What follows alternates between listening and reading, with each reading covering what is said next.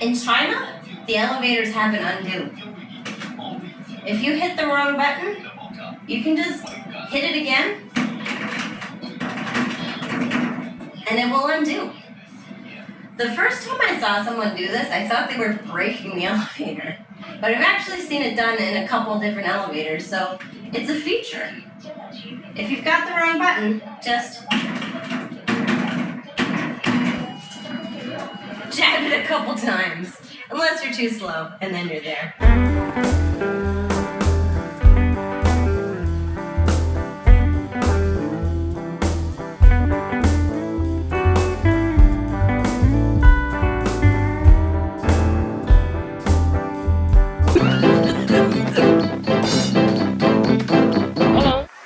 Sometimes when a group of people copies a thing, exactly right is not the point. For example, youth culture, this happens a lot. And I'll give you an old example from my youth. In the 90s, people wore their pants backwards. And if you told those people, you look ridiculous, you're wearing pants backwards, they would look at you like, you just don't get it. You're the one who's out of touch. Over here, in Luzhou anyway, I've seen it many times. They have a kindergarten graduation complete with this terrible graduation robe that's like one of those cheapo old Halloween costumes. One size fits all. Pre-sewn with a bow tie and honors sash. They're so tacky. But I recently was thinking, that's what they decided they want their kindergarten graduation robes to look like. If I was to say, your robe shouldn't have a bow tie, or even, what do you think, your kid graduated kindergarten with honors? They wouldn't have a context for what I was criticizing. Because that's what kindergarten graduation robes look like. Yeah.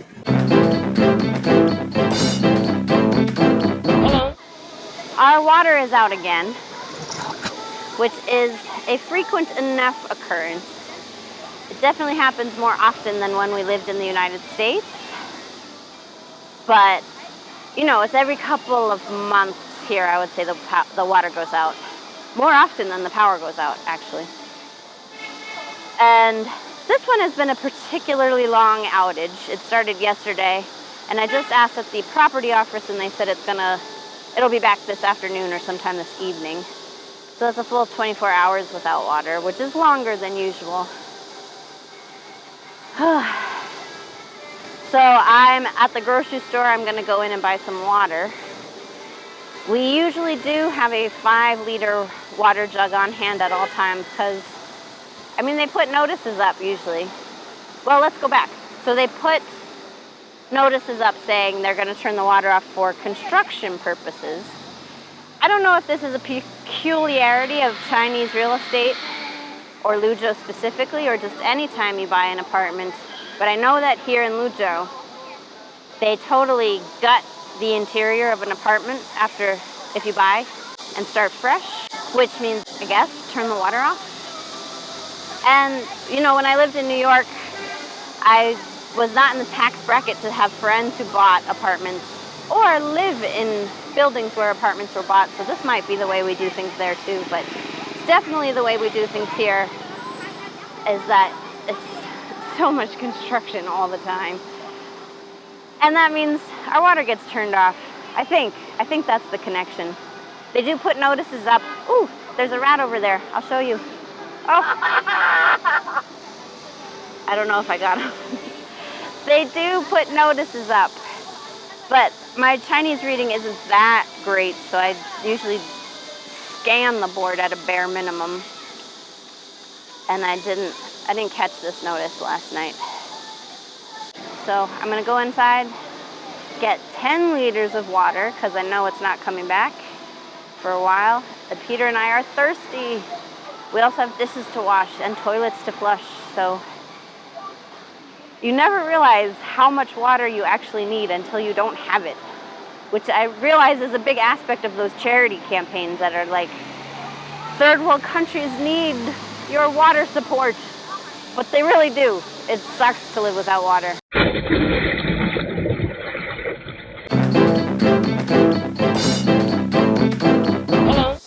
Well, there are some things that I thought were not cultural, that were just like absolutely true. But more things than I suspected are actually just cultural and not absolutely true. One of them being sweet flavors. There is some difference in China as to what they consider sweet versus what Americans think are sweet. One of the most understandable being tomatoes.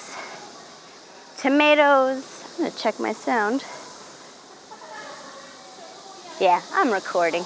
It's been a day of technical mishaps, so I just thought I'd check at the beginning. But anyway, tomatoes are botanically a fruit, but generally in America we treat them as vegetable most of the time. Whereas here in China, it's really not uncommon for cherry tomatoes to find their way into your fruit salad. And cherry tomatoes specifically are also sold in the fruit section of our local grocery store. And I hate cherry tomatoes, so I always pick them out. But okay, I'll buy it. Tomato is a sweet. Where is my wallet?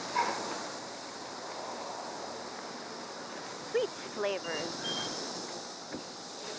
But the one that really surprises me is cheese is often a dessert flavor. Sweet flavors. Well, they have cheese-flavored cookies or cheese-flavored cakes. Not cheesecake, mind you. They do have cheesecake as well.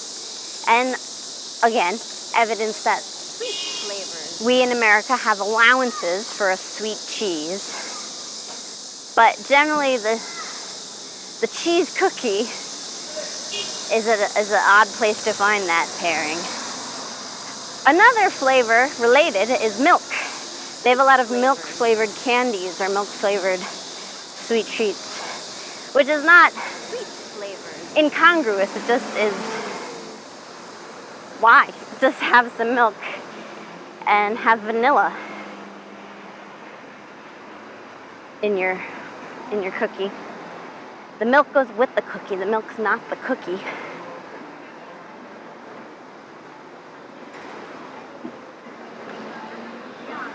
So there, sweet flavors. Hello. There is a perception in 𝗖𝗵cie that all of us foreigners know each other, which seems like a ridiculous thing. 𝗖𝗵cie is a city, the city is almost 2 million people, and the foreigners come from many different countries all over the world for different circumstances. Blah. But the thing is, they're right. A lot of us foreigners know a lot of the other foreigners. And we see each other at the grocery store. Once, last summer, I was swimming in the pool and a kid came over and said, "My teacher's Teacher Matthew. Do you know him?" And I do. Now I work for Teacher Matthew. So, they're right. We do all know each other. And this one time, I was sitting on a bus and it stopped like it does at a stop, and I saw a guy I knew, Timo, sitting at the bus stop. So I knocked on the window and I was like waving frantically, "Timo, Timo, hi!"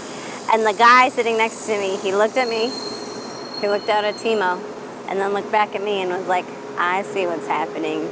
All foreigners do know each other."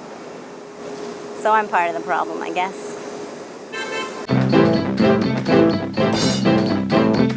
Hello.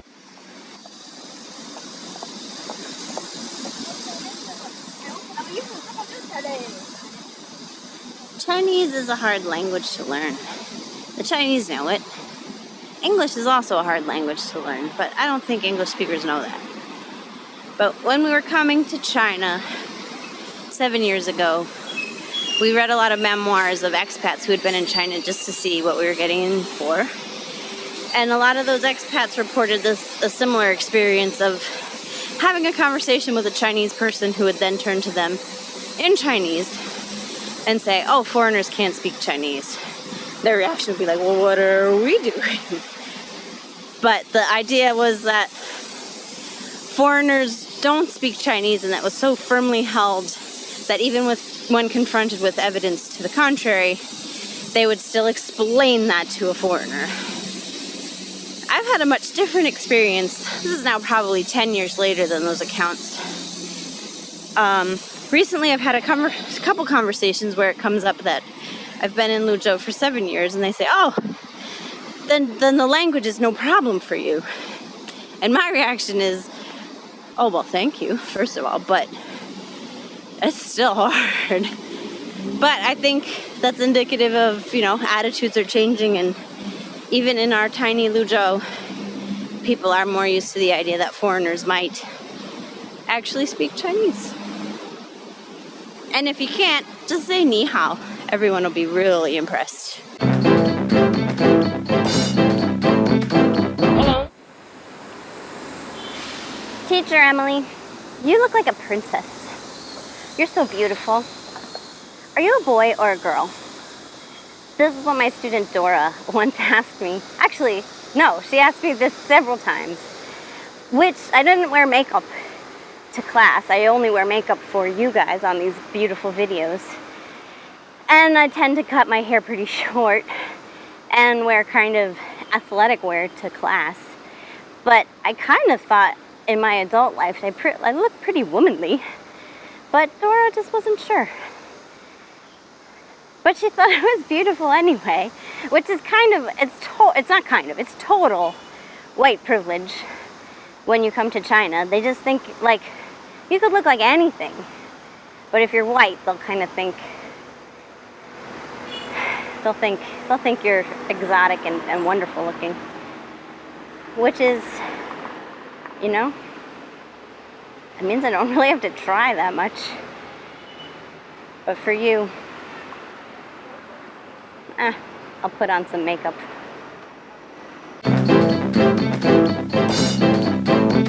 Hello. Americans are very direct. I am very direct. Chinese culture famously is indirect. This is a major source of friction between expats and locals here in China. And it's a well-documented phenomenon, but let me share with you an example. If you're at a friend's house and they want to offer you some tea or something, it's considered polite the first time to say, oh, no thank you, to refuse, with the expectation that the friend is going to offer you a few more times. Oh, no thank you, I couldn't possibly, no thank you. Until you finally say, well, if you've already boiled the water, okay, thank you, how kind of you. The problem with this is, what if you genuinely don't want something? If someone offers and you say no thank you, that means offer it to me again until I accept. Oh, no thank you, no thank you. I saw this in action the other day in this very elevator. There was a mom and her son and a grandma and her grandson. And they obviously knew each other. The families were close. The boys hugged, good, dee. They were all pals. Grandma had some dragon fruit, and when Mom was about to get off the elevator, she was like, oh, here, have some dragon fruit. And Mom was like, oh, 不要, 不要, 不要. But that means offer it to me again. So Grandma did. And the woman was like, no, really, I don't want it. I don't want it. I don't like it. I don't want it. Back and forth until the woman was kind of yelling, like, 真的, 我不喜欢, 我不要. Which means, I don't like it, I don't want it. And if you didn't know any better, you might think they were fighting. I am a compulsive thanker. It's my culture, and I feel bad if I don't say thank you.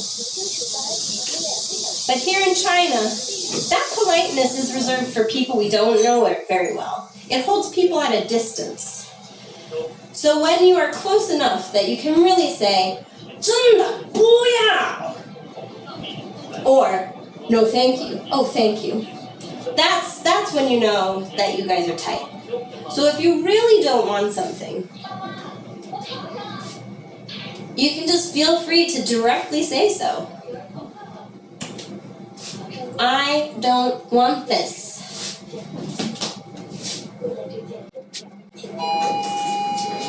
"不要，真的不要."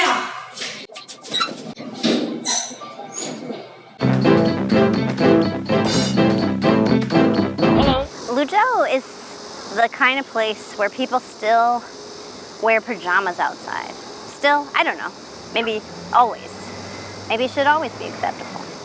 I was a big outdoor pajama wearer for a long time through college, especially, 8 a.m. classes. But, pajamas are comfortable. Let's wear them. And pajama, the word, I believe, comes from India. But there is also a tradition in China of the mandarins wearing a little outfit that the Europeans, when they met them, referred to as also pajamas, I think. Don't quote me on my history, but I believe I read that somewhere. So it's pretty acceptable to wear pajamas out here, especially if you're a pregnant lady.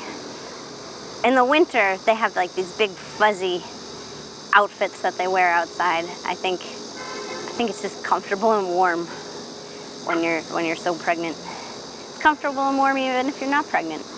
But the best pajamas I love in the summertime, when the babies wear these little mental patient pajamas, I call them, because they're just like a basic long sleeve and loose pant combo, usually very plain, and the baby's got their summer haircut, which is usually just a buzz cut, so they just like wander around looking like a baby,